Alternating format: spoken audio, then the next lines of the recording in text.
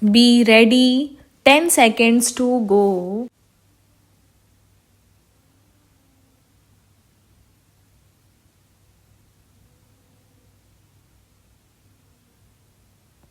Start. It is clear from the discussion made herein above that the said case was not one relating to compounding of offence.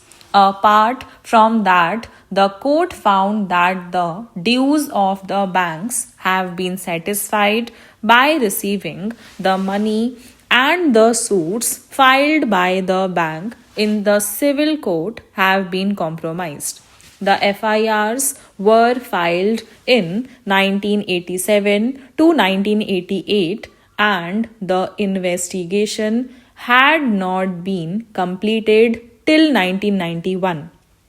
On those facts, the court rendering the judgment in July 1996 felt that having regard to the lapse of time and also having regard to the fact that there is a compromise decree satisfying the bank's dues, there is no purpose in allowing the criminal prosecution to proceed. On these consideration, this court held the provisions of section 482 of Criminal Procedure Code. In the facts of that case, the learned judges held that the bank filed suits for recovery of the dues on account of grant of credit facility, and the suits have been compromised on receiving the payments from the company concerned. The learned court held it an offence of cheating is prima facie constituted. Such offence is a compoundable offence, and compromise decrees passed in the suits instituted by the banks for all intents and purposes amount to compounding of the offence of cheating. In that case, the court came to the conclusion, since the claims of the banks have been satisfied and the suits instituted by the banks have been compromised on receiving payments, the court felt that the complaint should not be perused any further, and therefore the decision of the High Court in quashing the complaint does not require any interference under Article 136 of the Constitution. It is therefore clear that no legal proposition has been laid down on the compounding of offence in Duncan's Agro. This court proceeded on the peculiar facts of the case discussed above. Therefore, the said decision cannot be an authority to contend that by mere sanctioning of a scheme, the offences committed by the appellant company prior to the scheme stand automatically compounded. Reliance was also placed on the decision of this court in the case of CBI New Delhi reported in 5 SCC 257. In that case, reliance was placed on the decision of this court in Duncan's Agro as such. The court found that the aforesaid scheme, being a voluntary scheme introduced by the Government of India, has provided that if the dispute and demand is settled by the authority and pending proceedings were withdrawn by an importer, the balance demand against the importer shall be dropped and the importer shall be immune from any penal proceedings under any law. The court also came to the conclusion that under the Customs Act 1962, the appellant have been discharged and the scheme granted them immunity from prosecution.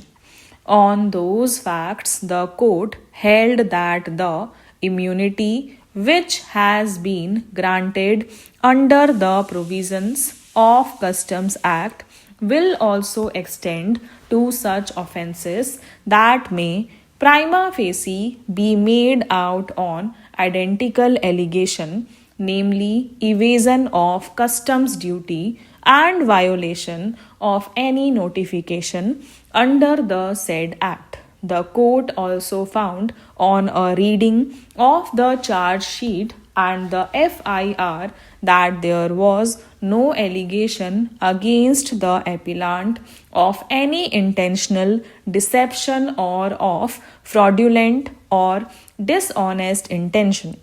On those facts, the court held that once a civil case has been compromised and the alleged offence has been compounded, the continuance of the criminal proceedings thereafter would be an abuse of the judicial process. Reliance was also placed on the judgment of this court in the case of CBI and other. In paragraphs 30 and 31 of the judgment, this court held that dispute between company and the bank have been set at rest on the basis of compromise arrived at between them. The court noted that bank does not have any claim against the company. The court possesses the question whether the power of quashing criminal proceeding was suffering from some disability a person to represent the aforesaid category of persons is only competent to compound the offence, and in such cases the permission of the court is statutory required. Section 320 bracket 4 bracket B also reiterates the same principle by providing that when a person who is otherwise competent to compound an offence is dead, his legal representatives as defined under the Code of Civil Procedure may, with the consent of the court, compound such offence. Therefore, representation of the person compounding has been statutorily provided in all situations.